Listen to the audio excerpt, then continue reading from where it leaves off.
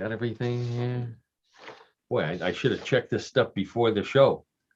Yes, you should have, because now it is Did you come to time rehearsal? for Rehearsal? What in the World with Paul Hey, it's me, Paul Seaburn. Seaburn. Hey, how's everybody going? I thought we were rehearsing. Of course, we're not rehearsing. What rehearsal? You know better than that. Everybody who's listening, and I want to say thank you to everybody who's tuning in to What in the World. That's what you're listening to on a podcast or watching on YouTube or however you pick us up. We're glad that you're joining us today. Today is Tuesday, the Tuesday after Halloween. I hope everybody had a great Halloween. We certainly did here. The little cold, an unusual thing here I want to mention that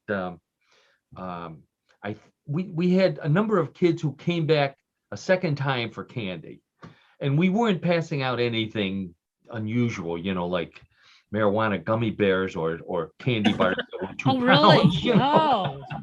So what I think, and I haven't verified this, is that there just weren't that many houses on our street passing out candy, and the kids ran out of places to go, and we still had our lights on, so they thought, they're old, they won't recognize us again, the captain.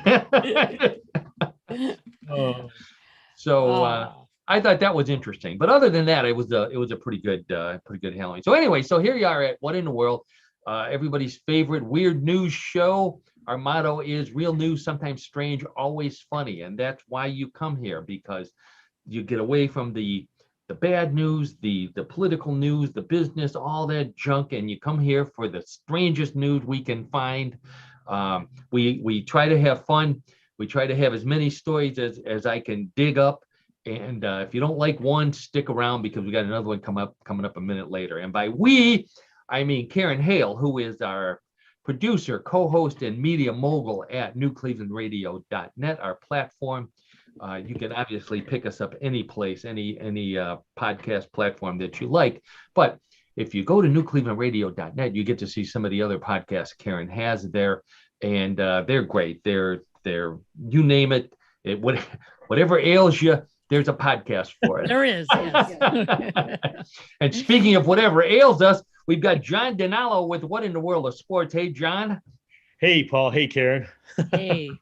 Good to see you again. I know we'll be talking about sports, but not the Browns. So for all of our Cleveland friends, we won't make you suffer. Although I think I have a Browns reference in here somewhere. I'm going to try and sneak it past you, see if you see it. But anyway, so we're here every week, every Tuesday at 3:30. You can listen to us live, have some fun. If you watch us or listen later, please like us, follow us, do all that stuff that you're supposed to do, so we know that you're there. And I think that's about it. Let's get right to some of the story. Another weird week as always, John and Karen. What do we have? Tacos in space. Sounds like a Mel Brooks movie. Yeah. It's a real thing. So in fact, I think that's my leadoff story, one of them. Paranormal hangovers. What are they, and how do you get rid of them? You whatever ails you, Yeah. you get a cure on newclevelandradio.net and at What in the World. Elon Musk is starting up a college. Wait till you hear about this. This is wild. Some scary paint in Mexico. They're bombing volcanoes in Italy, John. So you better plan your vacation back to the homeland. I have to talk to my ancestors about that, or my compatriots over there. What's going on? Oh, no kidding. You better warn them. Yeah, warn the Godfather. Let's see. Oh, this is for you, John, again. A cube-shaped UFO in Missouri, and I have photos. So I will mention, if you're listening on a podcast, we do have a few photos. If you want to see what we're talking about, go to YouTube. I'll try and explain them to you. Don't worry if you can't see them. We'll do a good job of explaining them. What else? All kind of stuff. I got some world records. I've got news, trivia, strange sport from John. He's got another strange two. This is a twofer this week. Two strange sports. That's right. That's right, Paul. And everybody's favorite news game, weird news game, Bluff the co-host. So let's get right started. Get started right now. Yeah, that sounds better. English was not my major. I think we figured that out. Thank you. Yeah, we'll be.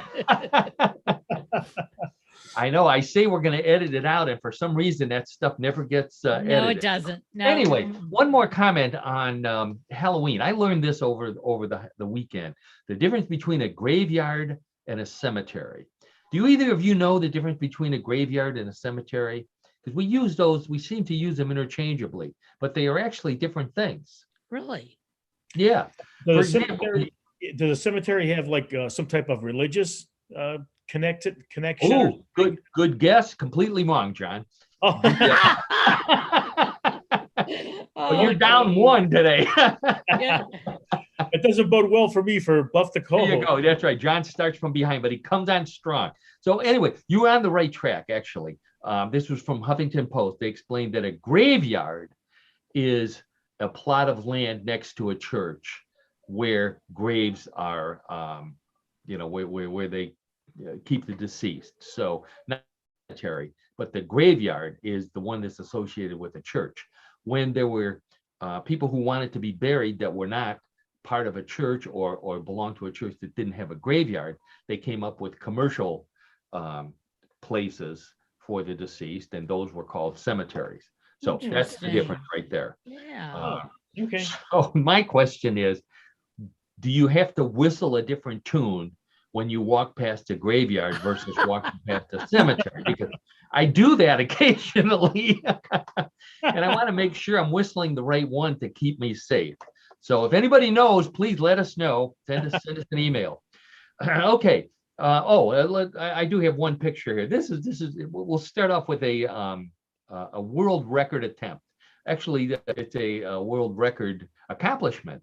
And I'll put that picture up while I talk about it here. Okay, so this is a restaurant owner in Manchester, England, broke the Guinness World Record for stacking chairs when he created a 17-foot stack of chairs from his restaurant.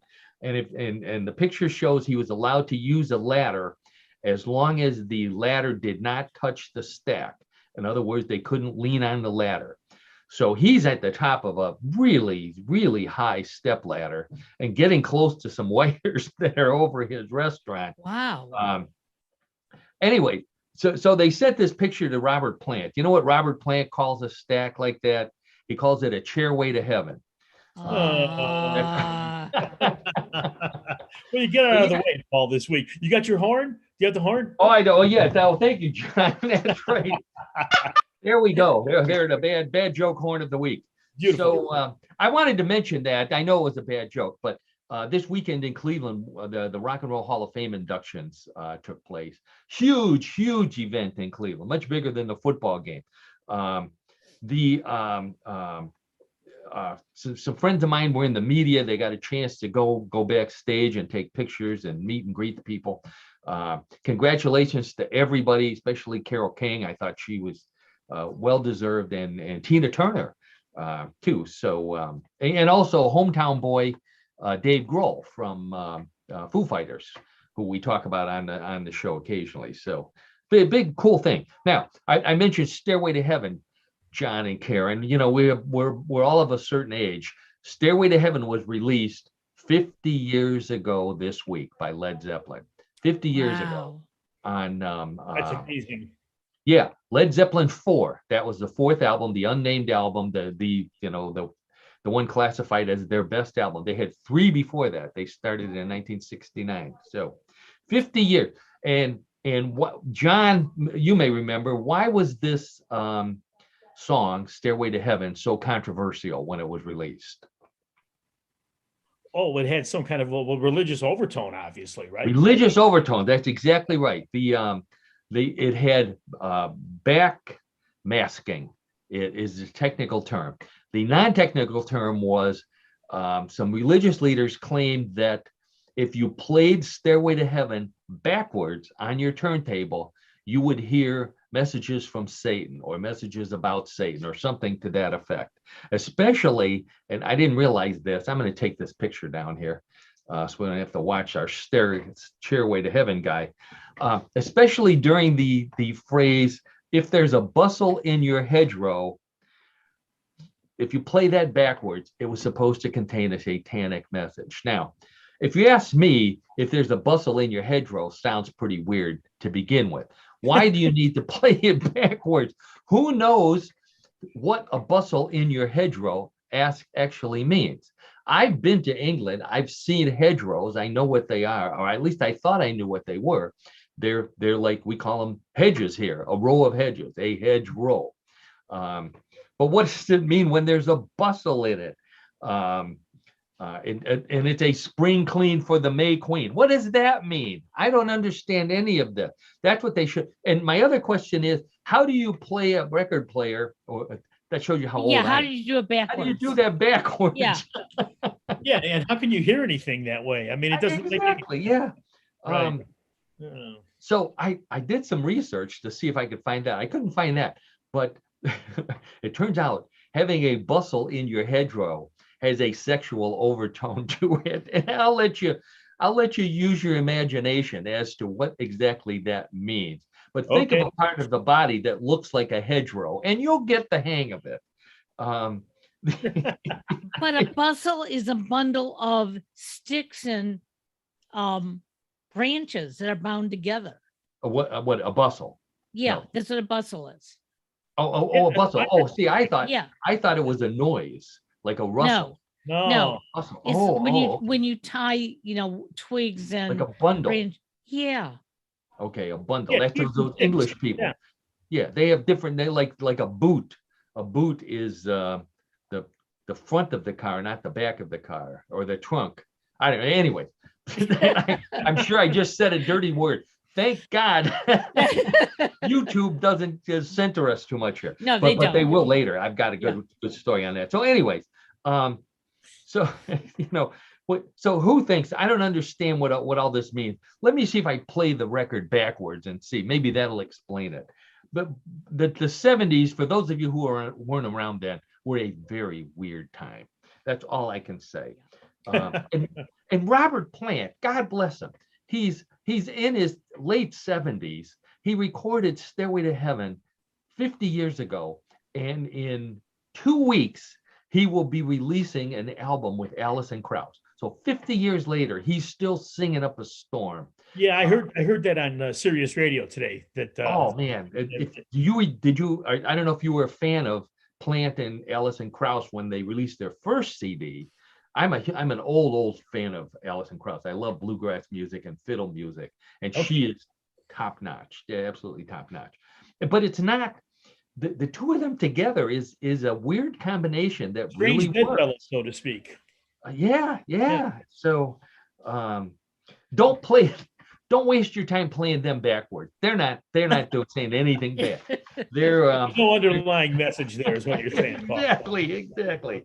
So anyway, speaking of drugs and music, well, most people thought that Stairway to Heaven was about sex, drugs, and rock and roll, which is most songs of the 70s were about sex and drugs and rock and roll. We'll leave out the rock and roll and talk about drugs and music here. We go to Venice, John, known for the canals and the gondolas, which are the mode of transportation on the canals. Venice had its first ever gondolier doping scandal of just this past month. Yeah, they caught a gondolier in a gondoliering competition. Who knew? Who tested positive for marijuana. Now, you would think if it's a speed competition, he would have been taking amphetamines or something like that, or testosterone or something. But marijuana, it's so he was suspended for 13 months, and he had to turn in his striped shirt. Obviously, that was so. It's a pretty stiff fine he's got there. You better believe it, John. 13 months for testing positive for marijuana. You know how they caught him? He was singing "O Sole Mio" backwards to see if there were any satanic messages in it. Okay. Oh, okay. You got us on that one, Paul. Very good. Very good. So what I think happened is, and I have been to Venice, and I've read a lot about it more recently, that the fast food places have taken over, and there's actually drive-up restaurants and fast food places where you can pick up food while you're gondoliering around. So he kept stopping at every fast food place, and that's how they figured out he He had had the munchies. Yeah. severe munchies. Yeah. So, so anyway, speaking of sports, John, and I think I have a picture to go along with this one. So this has to do with collectibles, sports collectibles. This is a pair of red and white Nike Airship shoes. Hard to say. These were worn by Michael Jordan during his rookie season for the Chicago Bulls. Sold recently, John, get ready for this, $1.47 million for one pair of Michael Jordan's shoes. No way. Yeah, Karen. I mean, this is a sign people have too much money, in my opinion. But yeah, I thought about, I saw that they were up for auction, and I thought about bidding on them. I was going to take out a loan, and my pitch to the bank was going to be, as soon as I get them, I'm coming back home to Cleveland. I'm going to set up in front of the Rocket Mortgage Arena over there, and I'm going to charge $5 a sniff to sniff Michael Jordan's rookie shoes. And I know there's people who they can't afford it, but they'd at least like to see what his feet smell like. I'd have it paid back in no time. What do you think, John? Would that work? Oh, I don't know. That sounds like a bad idea. I agree. I would have called you first, John, of course. Okay, thanks, Paul. But if I had that kind of money, I wouldn't buy Michael Jordan's shoes. I'd buy Shaquille O'Neal's shoes, because I'm gonna no offense to Shaq, but they're slightly bigger. I could turn one into a shed for all my tools and stuff, and the other one maybe into a little cottage in the back 40 of my my abode here in Breckville. So bringing up memorabilia, John, I know John has a lot of tickets. John is notorious for saving the tickets to events that he goes to. But how about sports memorabilia, like this kind of stuff, John? You have anything like that? Not really. No, I don't. Nothing along that line. You're not that kind of collector. How about Karen? How about your son or your husband? Either one of them? Well, no shoes, but we have hats and baseballs and baseball bats and things like that. Yeah. Okay. So that we're in the presence of, or in the usage of, sports celebrities, I would. Yeah. Well, I do have an original seat from Cleveland Municipal Stadium. Oh, that's a good one. Yeah, which is good. It's an actual seat that's on a wooden platform. But yeah, the seat was, a lot of people have farted on those. I never thought about that, Paul. You just brought that up, but there you go. That's.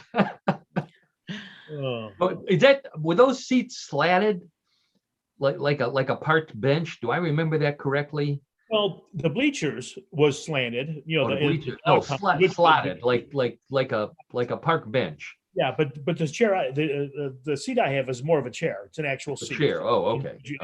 So we've gone off the track here. So anyway, believe it or not, I have a pair of shoes. I have a pair of Johnny Manziel's shoes. Really? Remember Johnny Manziel? Sure. I do. Yeah. Johnny Football.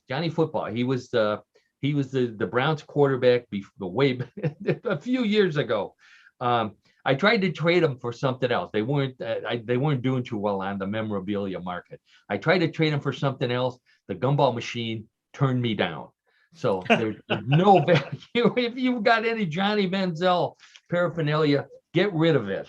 Memorabilia, whatever it's worth. Erase those memories from your head. I think most people have done that with Johnny Football in Cleveland. So anyways, let's get to, Karen, this is for you. You know how we love to talk about food on What in the World. So This is a food story from Pennsylvania, South Williamsport. So this lady in South Williamsport, Pennsylvania, goes to a chicken wings place, and she orders a big round foil container of chicken wings, and she gets them home, and I'll show you what she found here. Whoops, there's my UFO. So she opens up her chicken wings, and she finds a number of wings and something in the middle that looks suspiciously like a deep fried chicken head. Yeah. Oh my God. That's exactly what it is. She got her wings and a deep fried chicken head. So the restaurant, she notified the restaurant, and they immediately apologized, and they offered her a full refund and free chicken and all that stuff, which they should do.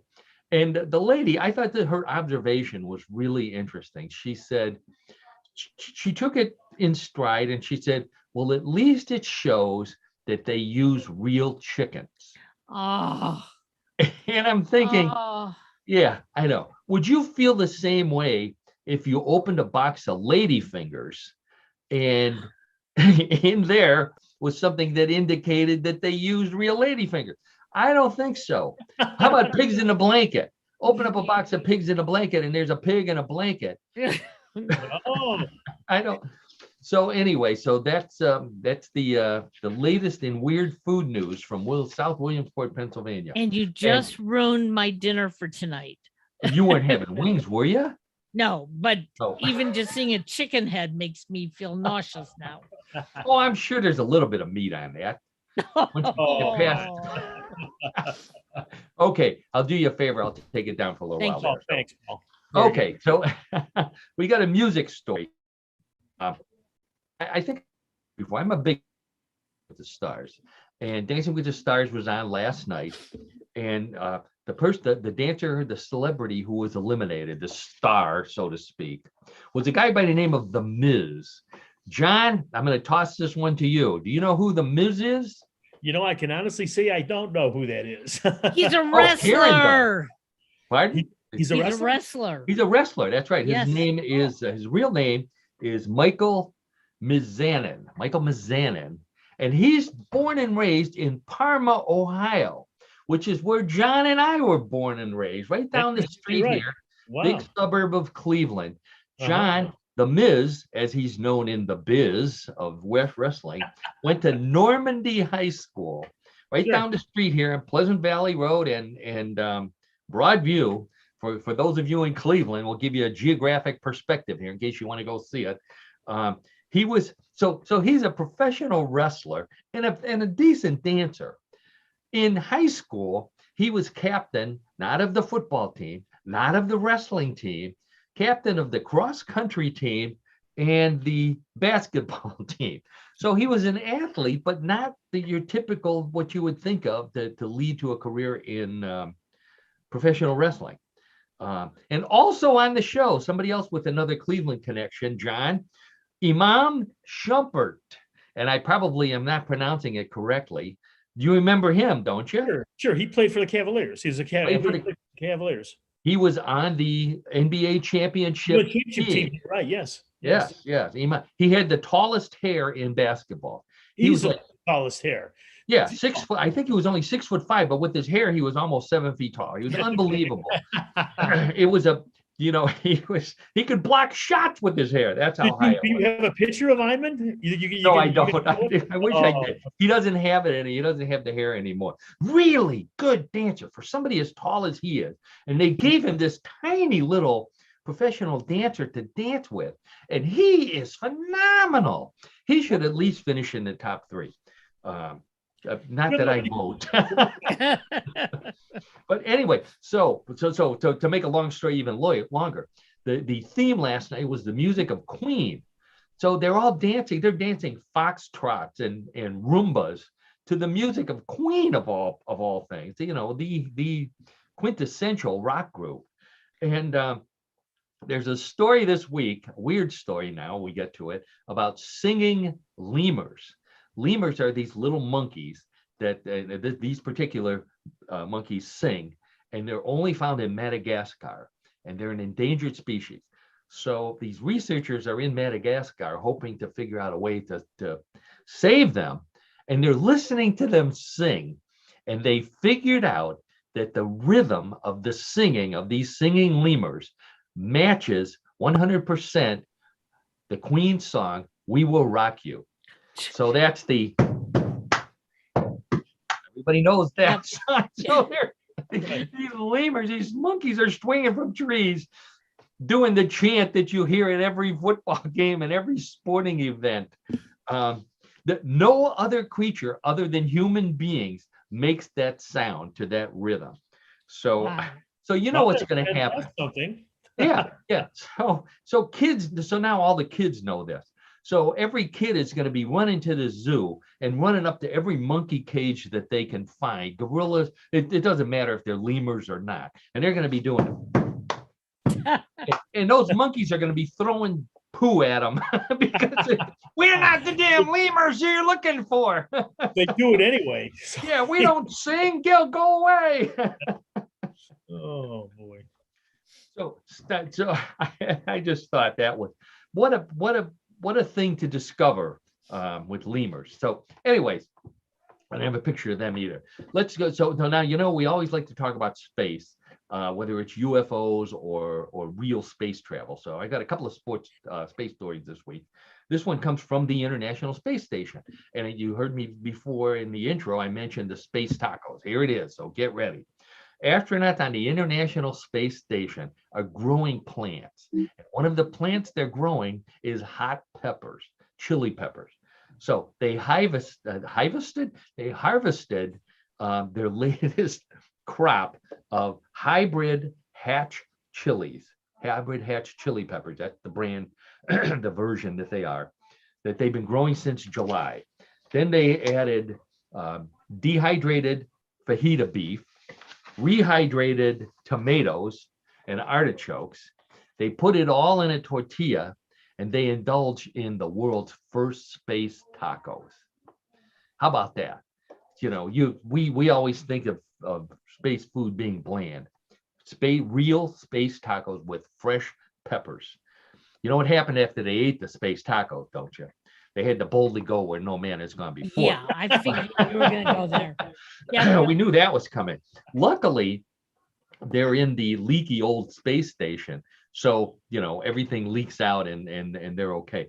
Rather than the new SpaceX, the Dragon, they're testing out, because that one has a malfunctioning toilet, so they don't want to be on that one. But this is where it gets depressing whenever I see these stories about space travel today, because we all grew up on Star Wars, Star Trek, the Jetsons. We were talking about the Jetsons last week. We all expected having to have flying cars by now, maybe even going into space for the general public, not people who are billionaires. Where we could go into space. And what do we get? We get astronauts making tacos in space. That's really not that impressive. I hate to say it. And I think, do you remember the show Lost in Space? Sure. The family, the Robinson family that went out. His family Robinson, right? There you go. That's right. With the stowaway, Dr. Smith, and the robot. So I believe that there was an episode where Dr. Smith, he was the evil villain, broke into the food supply and he found some tacos that the family had been saving for a special occasion. Probably getting back to Earth. I don't know. And so he ate them, and then he's walking down the hallway with the robot and little Will Robinson walking behind him. And all of a sudden, the space tacos kicked in, and the robot starts swinging his arms, going, "Danger, danger, Will Robinson, danger!" So now you know why the robot used to wave his arms on Lost in Space. Yep. So speaking of space, this one comes from Springfield, Missouri. So Justin Johnson is the guy's name. He claims, and I'm going to put a picture up for us so we can see what I'm talking about here. He claims that he saw, let's see, did I do the right thing here? There we go. He claims he saw a UFO flying over Missouri, over Springfield, Missouri, in the shape of a cube. And he said this is a real thing. Now, I have a picture of this magnified for John and Karen, anybody watching on YouTube. He says that it was not a drone. It was a real something. He says either with otherworldly origins or secret government technology. But it's a cube. Why would an alien make a spaceship in the shape of a cube, other than, they like Rubik's cubes as much as we do. Other than that, I don't see, or they, they have an aircraft carrier type spaceship, and they stack the little shuttlecraft Paul, I have to tell you, it's a grainy photo. I mean, it's almost. Wait, John, I got a better one. There you go. How about that? Oh, hey. A little bit better. Yeah. A little bit big. You really think so? It's almost Bigfoot quality, you know. I know, John. I apologize, but this is all we get in the UFO world is heavily pixelated, modified, magnified photos. Okay. All right. The only aliens that ever flew in cubic spacecraft were the Borg from Star Trek, and you know, if the Borg are coming to Earth to do something with us, we can't be assimilated. There's no way. There's just we're too diverse. They might as well give up if it's the Borg. My theory, and it's not a balloon because you can't have a square balloon. So my theory is that Amazon has come up with a new way to deliver packages. And what they're doing is they're pumping them with helium. And they figure out exactly how much helium they need to get to your house. They pump it up, they push it out into space, and it slowly but surely releases the helium like a balloon until it lands on your front porch. That's my story. I'm sticking with it. Okay, you stick to it. But you're right, John. It's definitely not a high quality. Not crystal clear, that's for sure. Yeah. So we'll take that down over there. Okay, so but we got a number of paranormal things here. I want to talk a little bit about the paranormal for the people who come to us from mysteriousuniverse.org, which is where I am the editor and head writer. We get a lot of our listeners, our podcast downloaders from Mysterious Universe. Thank you so much for being part of our audience. We really do appreciate it. So for you, I've got a couple of paranormal stories. If you don't believe that America is into the paranormal, this poll will convince you. A new poll, one poll study it's called, revealed that 63% of Americans believe in the paranormal in some form, 57% believe in ghosts, 38% believe in visitors from another planet, and 27%, over a quarter, believe in Bigfoot. Pretty good, would you say? I would say, yeah. All of those are higher than the number of people who actually believe in polls. So that's it's one of the consequences there. But so I've got a ghost hunter story that I thought was pretty interesting to go along with those statistics. This comes from England, from Portsmouth. A ghost hunter in Portsmouth claims he suffered an atrocious, his words, paranormal hangover after an angry ghost at a haunted house he was investigating whooshed by him, and in the process of trying to whoosh by him, apparently didn't have enough room to get by. So it actually pushed the invisible or slightly visible ghost, pushed right through him, and he felt it going through him, and it zapped all of his energy out of him to the point where he said he was tired for 4 days, and he likened it to having a paranormal hangover. So if I were able to interview him, my question would be, if you have a paranormal hangover, what spirit do you pour into the tomato juice to make a Bloody Mary to take care of it? I'm not sure.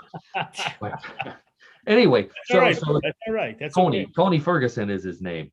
So he claimed he captured the whole thing on film. He didn't share the film. He said he felt completely drained. Now, you remember the movie Ghostbusters? In fact, the sequel is coming out fairly soon. I like the way they depicted ghost in Ghostbusters, because there, when the ghost came charging towards Bill Murray or Dan Aykroyd, and I don't remember their names on the show, Venkman was one of them, they slimed them, which I think is much more interesting than just passing through and leaving them with a hangover. I'd agree. I would agree. Yeah, slimed. I'd much rather be slimed than a fourth. Pass through. So speaking of ghosts, and I want to mention this show. I'm doing a plug here. Maybe they'll sponsor us. But there's a show on, I don't remember what network. I think it's on Thursday nights. It's called Ghost. And it's based on a British sitcom. So those are always good. So this is a pretty good version of a British sitcom. And it's about a couple who buys a haunted mansion. And the lady, the female, falls down the steps and hits her head. And after that, she's the one who can see all the ghosts in the mansion. And it's very funny, a very eclectic group of ghosts that haunt this place. It's so I just want to plug that show. I think it's a great show. Okay, now there's a guy, I mentioned him in passing before, the billionaire in space, and that would be Elon Musk. So Elon Musk this week, talk about people who have too much money. Elon Musk just passed $300 billion in wealth, making him the world's wealthiest man. $300 billion. That's almost a third of $1 trillion. I can't imagine that much money. John, I'm sure can. He's closer to that. I cannot. There's no way. that elevated wealth than I am. Elon Musk is so rich. He has one couch that he sits on all the time with all the loose change in it. It is now called First Bank of Austin. That's how rich he is. He's so to get to the thing that bothered me even more is, besides his wealth, I knew how wealthy he was. So he announced that he was going to start a technical university in Texas. I thought, finally, he's doing good. The youth of and helping to educate and bring more people into the technical field. So John, get ready for this. See if you can figure it out. The name of his university is Texas Institute of Technology and Science. Now, when you have a university, you always try to abbreviate it with the first letters of the name. So that's Texas Institute of Technology and Science. Got it. It's an interesting acronym you can make. Interesting acronym, is it not? So he says that he's going to make another fortune on merchandise alone. He will. He will. Sure, he probably can. Yeah. But where's he going to find football players that will wear that on their jerseys? I don't think he can. I don't think it'll happen. Well, stay tuned. Stay tuned. Yeah. Stay tuned. Well, he claims it's a joke. Oh, I'm just joking. So, my guess is he's going to end up in politics someday, because that's usually what happens, when people don't like the idea. But it reminded me of George Carlin. Now, the late George Carlin, I'm fortunate enough to have actually spent time in his presence. I had a chance to meet him backstage after a show and talk to him just briefly, but to be in the presence of the great George Carlin. George Carlin back, and I hate to make everybody feel old, certainly I did. He came up with a routine called the 7 words you can't say on television. 1972 on the Class Clown album. So almost 50 years ago this year, he came out with that. And I think YouTube's not going to penalize us for me saying the word tits, as long as I'm using it in the context of George Carlin's routine. So he listed the 7 words you can't say on television. I'm not going to list the other 6, but tits was my favorite. And I'm going to give you the section of his routine. He says, tits doesn't even belong on this list, He says, it's such a friendly sounding word. Sounds like a nickname. Hey, tits, come here. Hey, man. Hey, tits, come on over here. Tits, meet toots. Toots, tits, tits, toots. And he says, it sounds like a snack. I've used this many times. Sounds like a snack. I know, it's a snack. But I don't mean a sexist snack. I mean like a new Nabisco tits. And the new cheese tits, corn tits, pizza tits, sesame tits, onion tits, tater tits. Bet you can't eat just one. That's true. I usually switch back and forth. We need George Carlin. We need somebody to be George Carlin again. What a wonderful routine that was. He had. I mean, it was well recognized. Really. John, the whole thing. It's so and still so relevant today. Sure. So anyway, so here's another thing that makes me feel old. I'm going to bring a picture of this because I think we may just. How did that happen? There's our UFO again. There it is. Okay, John, you know what that is, or Karen? Wait a second. That's your Taskmaster. Oh, let me bring that down. Okay. I think you got the wrong image up there, Paul. I got the wrong image up there. Oh, so now you know all the stuff I've been watching. Yeah. Let's see what happened to it. Okay, let's try it again. There we go. I still have the Taskmaster up there. Oh, yeah, that's a key punch card. There we go. It's a key punch card. That's right. A So 4chan program, I would guess. yeah, right? there you go. Right. We used to get our build on this. So for anybody who can't see it, it's a small card. It's a, let's see, 8 inches by 4 inches with holes all over it. And computers used to read it. That's how you program computers. I think I mentioned before, I took computer programming in high school way back when. I learned something called floating point processing. Floating point, that means the decimal point move. It's a harder thing to do on a computer than you would think. And when I got into the computer business, we used to measure the power of computers by how many floating point operations they could perform per second. So back when I was back in my day, one of the first chip, the 4004, the Intel 4004, first chip to be used in personal computers, performed 92 K flops, so 92,000 floating point operations per second. That was amazing. Okay, so we moved from K flop, which is 1,000, to megaflops, which is 1,000,000 floating point instruction, to gigaflops, to teraflops, which is 1,000,000,000,000 floating points per second, to petaflops, which is a quadrillion, 10 to the 15th power, to the new one, which is the exaflop.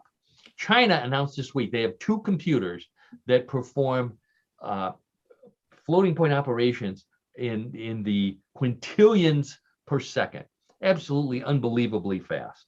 Hard to imagine. It's really hard to imagine. Hard to imagine. I know. My own computer, I was typing up the story. My own computer sent me a message. It said, I feel like such a flop. In comparison. Oh, get the horn. Get the horn now. Get the Hit horn. the horn. My horn disappeared. There we go. There. Yeah.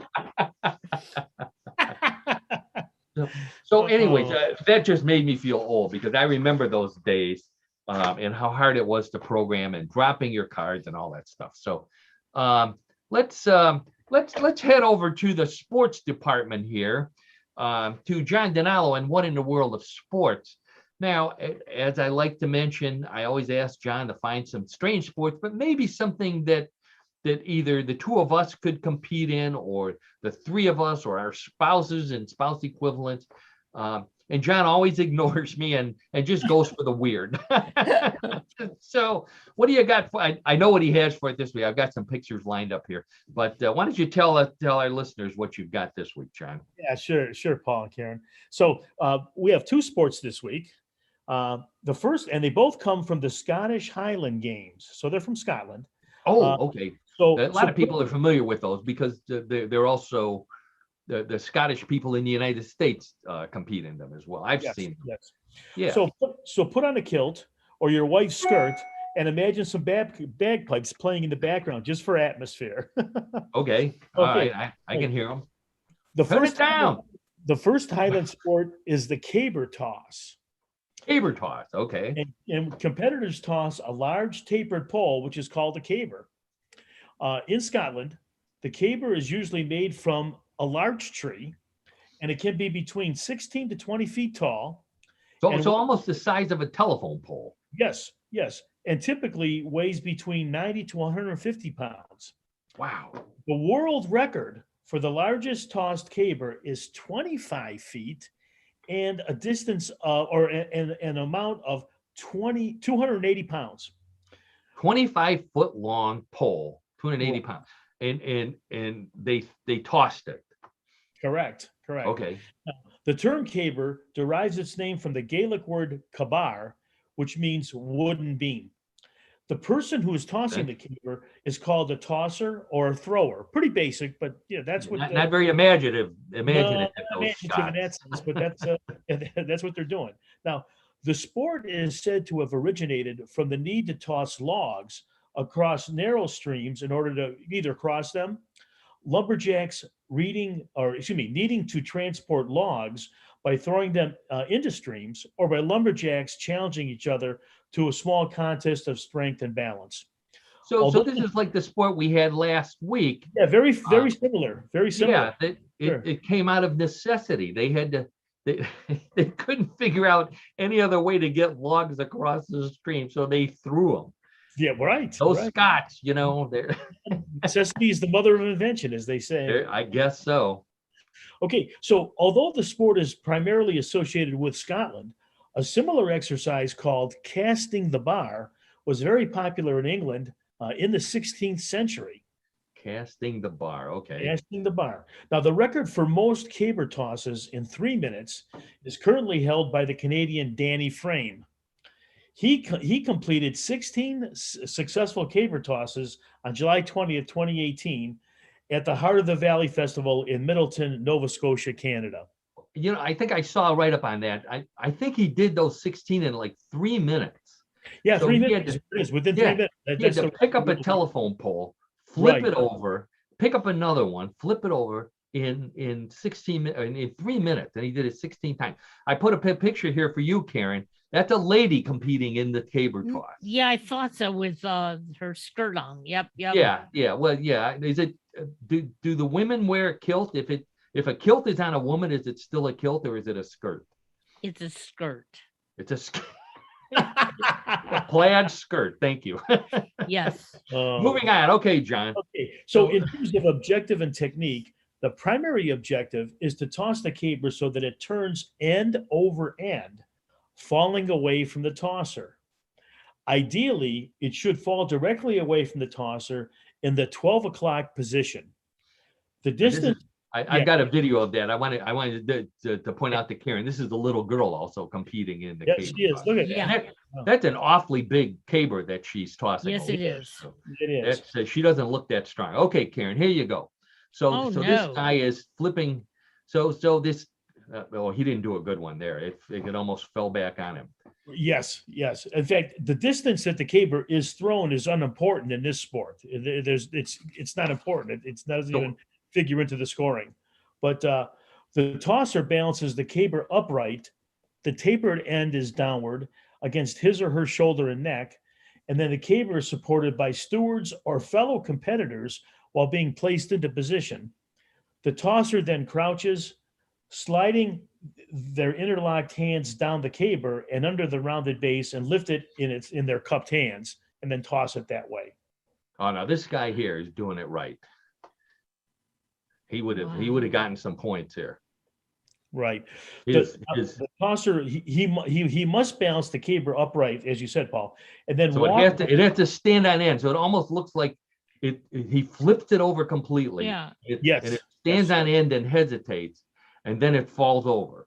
right. And the key is what direction it falls in. That's exactly right.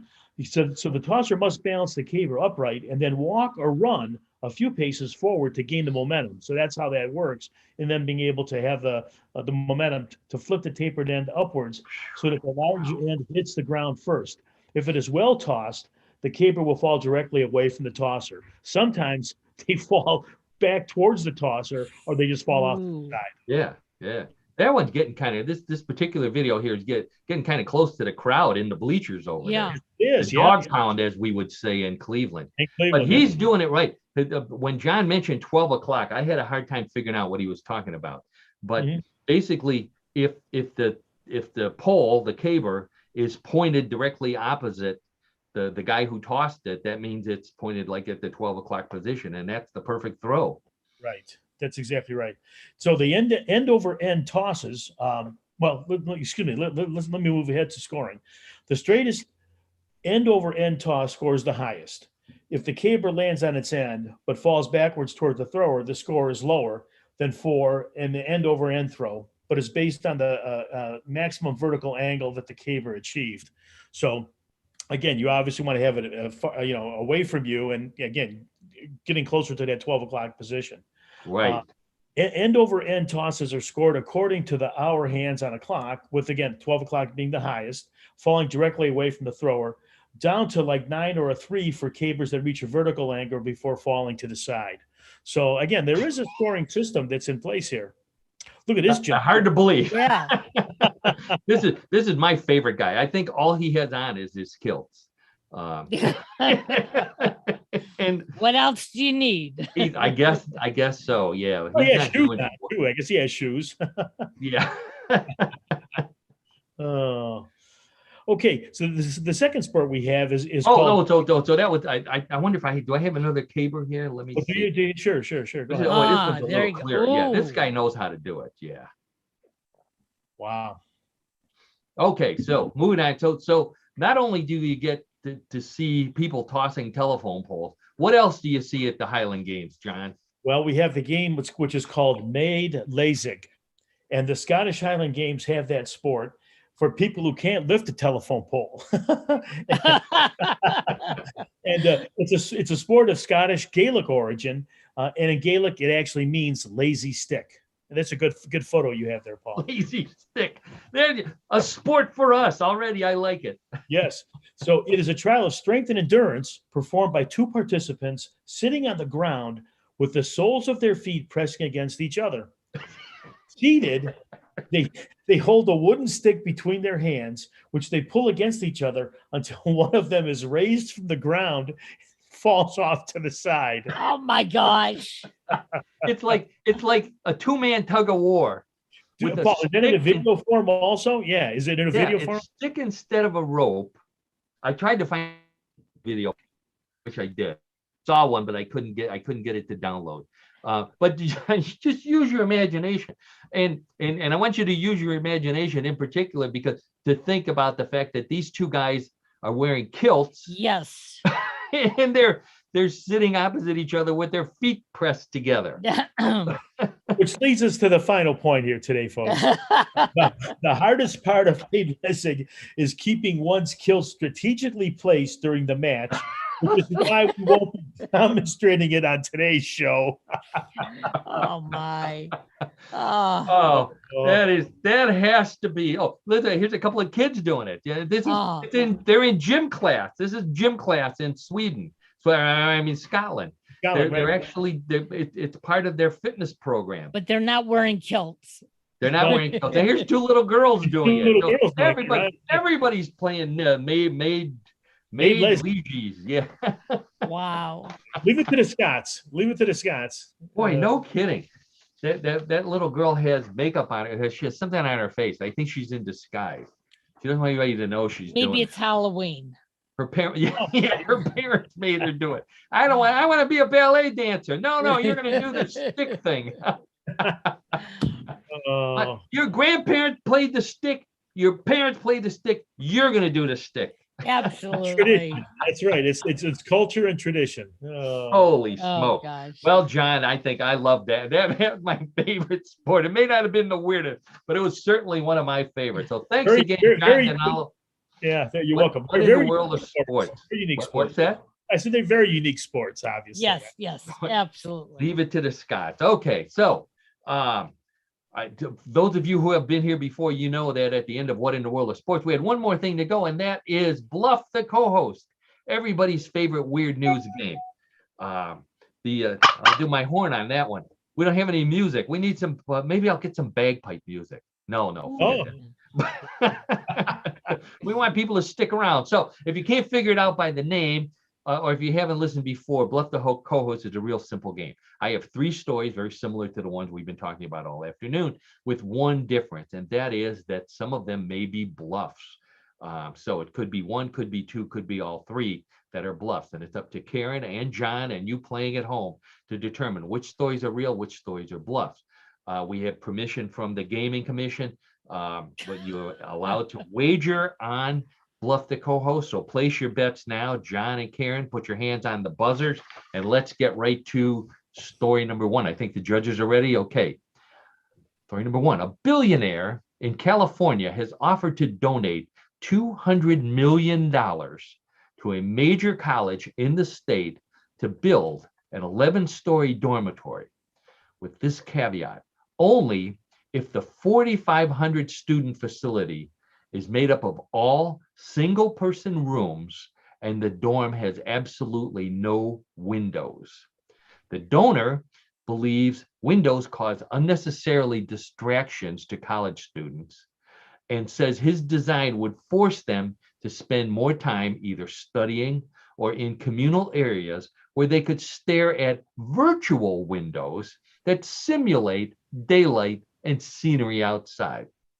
The school is actually considering accepting the proposal, even though education experts think it's unhealthy, and the students are threatening to throw digital furniture out the virtual windows. So, a billionaire in California is donating $200 million to a school, but only if the dormitory has no windows at all in it, so that the students spend all their time studying. I can't imagine that, but let's see if Karen and John would be interested in determining if that's real or a bluff. I don't think it's legal. Don't think it's legal. Oh wow! No, I think this you is have California. to have, well, I still think they have to have windows in a room.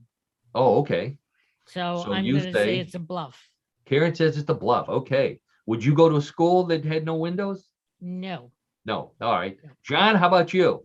Yeah, I'm with Karen on this one. I mean, I don't think that's feasible. I don't think like to Karen's point. I don't even know if it's legal as well. Yeah, Wow. I'm gonna So say no. John says it's a bluff too. Would you go to John and I, as many regular listeners know, John and I went to college together. We had windows that opened, if I remember correctly. You could actually They smell. probably didn't close well. You're right. Yeah, you can tell that. Right? Exactly. Okay, we'll move on right away here. So let's check with the so John and Karen both say that's a bluff. Let's check with the judges. Okay, the judges are going to make an exception in this case because that is a real story. But the way you interpreted it, that it's illegal, is a good interpretation because although the school said that they would accept the money, they haven't built the dormitory yet. So it's entirely possible that could be prevented as a result. But absolutely true story. Absolutely eccentric Wow, billionaire that's amazing. trying to build a windowless, Wow. Put your money someplace else. Yeah. Someplace, not in Elon Musk's school, by the way. Okay, so so the judges say we give a point to both players, so that means Karen and John are Okay. 1-1. All right, let's move on to story number 2. The first phone most baby boomers used was a Fisher-Price chatter telephone pull toy that was shaped like an old-fashioned dial telephone that made noise when it was pulled, but couldn't make any phone calls.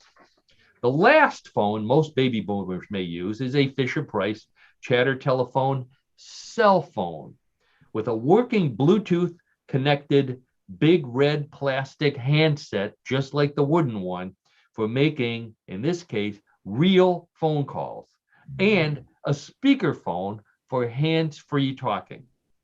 Kids won't want to use your chatter telephone because A, they're too embarrassed, and B, they have no idea how to use the working dial to enter the phone numbers, which is what you have to do. Beta testers of this phone say the only things missing are a string to pull it around with and a phone booth for private calls. So, a real Fisher-Price wooden telephone that everybody remembers from when they were kids, only it's an actual working cell phone. Real or bluff? John, I'll throw this one to you first. Wow, this is really a strange one. But I'm going to say it's real. John says it's real. I'm going to say that John still has his original Fisher-Price telephone. I do. somewhere in the attic. Truth be told, I do not, Paul. Okay, so John says that's real. Karen, how about you? Oh boy, I hope it's a bluff. So I'm going to go with bluff. Karen says it's a bluff. Okay, so Karen says there's no such thing as a Fisher-Price cell phone. John says it's real. Let's check with the judges. And Karen, I'm disappointed. That's a real story, and they're selling it at the store that you work at. Are you serious? I'm serious. I won't mention it because they're not a sponsor. Yeah, but, they aren't a sponsor. No. Yeah, it's. I don't know if it's at every store, but yeah, real actual John, a real actual working Fisher-Price looks exactly That's scary like in the a old way, one. actually. Yeah. That's scary in a way. It is very scary. Yeah. Well, do you have to have cell service then for it? Well, yeah, obviously. It's just like a regular Okay. cell phone. It's like buying a Oh. cell phone from the Apple store, only you buy it from another store and you put it on your desk and people come in and say, oh, I had one of those when I was a kid. And then you can show them that you dial it and make a phone call. Wow. Yeah, Wow. amazing. I know. Okay. All right. So anyway, so boy, this is unusual that we have one split decision from the judge. Now I got to explain things. Okay, I don't have to explain this because I know John is ready to go. He's Yes, ahead he 2-1. Yep. Fortunately, Karen can pick up in round 3 because points are doubled. So John, be on your toes. I will be. We'll go to story number 3. A couple in Texas got married at their favorite local diner because it was responsible for turning their first date into a steamy encounter that resulted in a marriage proposal just 1 week later. To save money, the diner uses generic ketchup and serves it in refillable white bottles on each table. According to the couple, when the man asked his date during dinner if she'd like to come back to his place, she surprised him by asking him what they would do when they got there. He was so stunned, he couldn't think. So he looked at the instructions on one of the generic ketchup bottles and blurted out, grab, squeeze, and enjoy. That was all she needed to hear. The guy kept his promise, and they were both happily married on Halloween in costumes that looked like the actual ketchup bottle that inspired the relationship. So the couple that gets married at the diner that inspired them to have their first romantic encounter with the ketchup bottle. Real or bluff, Karen? What do you say? I'm going to say this one's real. Those people did I say it was Texas? I was going to say California, Texas. Okay, Karen says that one's real. All right. Have you ever been inspired by a ketchup bottle? Me? No, Yeah. I don't like ketchup. Oh, so how about that spicy stuff, sriracha or whatever it is? Yeah. Never mind. We'll move on. Okay. Go on. John, how about you? Because Karen says it's the bluff. John, how about you? No, I said it was real. Oh, look, They got here's married. Yeah. Yeah. Oh, you said it was real. Yes. Yeah. Wow. I checked with the judges. Did she say it was real? Yeah, they said she said it was real. Okay. All right. John, how about you? Paul, this story is so weird, it's got to be true. It is just So weird. It's got to be true. John's favorite reason for voting for something. Yep. So you both say that a couple in Texas was inspired by squeeze, what was it? Grab, squeeze, and enjoy on a ketchup bottle and got married last weekend as a result. Let's check with the judges. They have nothing else to say, but you're both wrong. That's a bluff. We are wrong. Oh, Wow. really? No. People are weird enough to do that, though. Yeah. That's true, but who puts grab, squeeze, and enjoy on a ketchup bottle? I don't think you've ever seen that in a ketchup bottle, to be I honest. don't think that's legal. Certainly not in Texas. Oh my gosh. But the good news is that John finished ahead this week. Yes, so he did. Okay. I know that's a good week for John, as always. That is a And good if any of the rest of you finished ahead in the score, congratulations to you as well. But most important, we want to thank you for downloading the podcast, listening in live, watching us on YouTube. Whatever you're doing, thank you for tuning into What in the World this week. I want to thank my co-host, Karen Hale, the media mogul at newclevelandradio.net. Please check out all of her podcasts after you listen to or download What in the World. And as always, I thank my old friend John Dinalo for the sports, for his color commentary, for his trivia answers, and just for being an all-around good guy. Thank you, John. You're very welcome, Paul. Good seeing both of you this week. It's cold in Cleveland, so I hope it's warmer where you're at. The weather forecast. We even have weather on What in the World. We'll get it out real quick. There's snow this week. First week of November, we're expecting snow either tonight or tomorrow night. So just a little bit of flurries. That's it. But snow is snow, Karen. Oh, my understanding is no accumulation, like Karen said. No accumulation. Okay, that's what they always say, John. I know that. I've lived in Cleveland my whole life. I should know that by now. Yeah. hopefully we'll see a football game in the snow and the Browns are good in the snow. So let's see how that works out. But anyway, thanks again for everybody tuning in. We'll see you next week. Bye-bye.